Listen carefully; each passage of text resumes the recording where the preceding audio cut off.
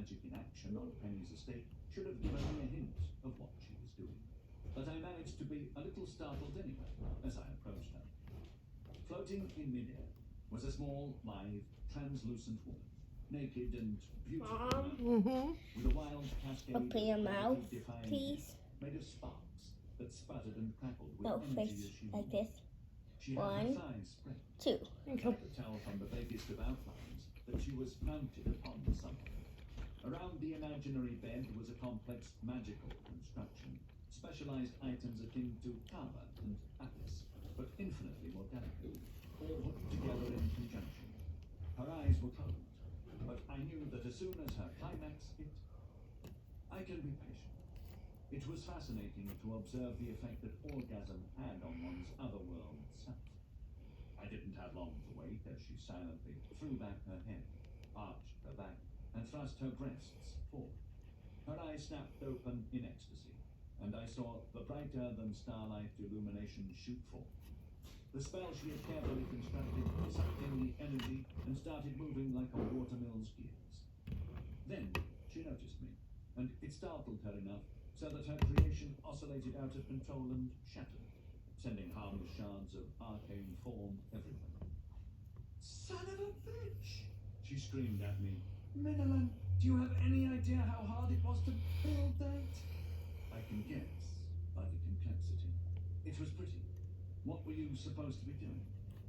Penny closed her eyes and groaned in exasperation, though her hips never stopped moving. It wasn't really important. Just a spell I was experimenting with.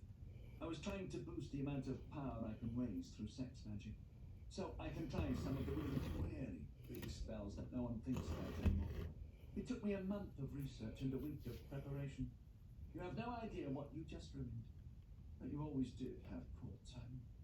My timing is fine, Penny. That's not fair, I argued. You should have put up some signal, a do not disturb sign at the very least. I did. In the other world. Everyone around here knows not to disturb me when I'm working. I hadn't anticipated a bungling country spellmonger crashing in on me during my moment. Ouch. Sorry. I really am. And you know I wouldn't have done it without great need. She looked at me through the other world for a moment. Yes, I do. It must be pretty damned important, actually, for you to make the journey. It is, I admitted.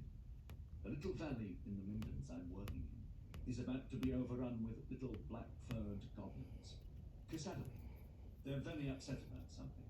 There are a lot of them, and we're going to be wiped out if I don't raise some help. Gavani? Interesting. She considered. But why can't you just zap them? I heard you got pretty good with that sword during the war. And after. I sighed. She made it sound so easy. Penny never wanted me to go to war or learn war magic, thinking it a waste of a good family knowledge. But Duke Ra hadn't really given me much choice. It would be no problem if there were only a few hundred. Hells, I helped mop up that many just the other night and almost got killed. But there are just too many for easy savvy. And more on the way. There will be thousands, perhaps tens of thousands, in just a few weeks. They plan on making Beauval Valley a staging point for invasion into the duchies. Beauval? Isn't that where the cheese comes from? Yes, that's where the cheese comes from. I thought so. It's really good. Goblins, huh? What do you expect a peace-loving young maiden like me to do about that? She asked, batting her magnificently illuminated eyelashes coquettishly at me. Well, it isn't just Gavani, I said, shaking my head. And you haven't been a maiden in almost a decade. It's Gavani light infantry built by powerful shamans. So what do you need my help for? I need for you to hire me a real nasty bunch of mercenaries to get here double quick before we get cut off, and send these buggers back to their holes. Professional war magi, preferably, but we'll take anyone.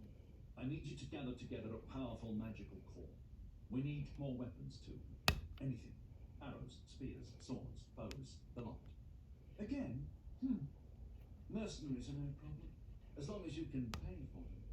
Daddy cut my allowance after an incident, But finding qualified war magi who will be interested in signing on for a defensive backwoods campaign in the ass end of nowhere is going to be hard, no matter what kind of money you're offering. They're making too much money stinging each other in these silly baronial wars, like you were doing.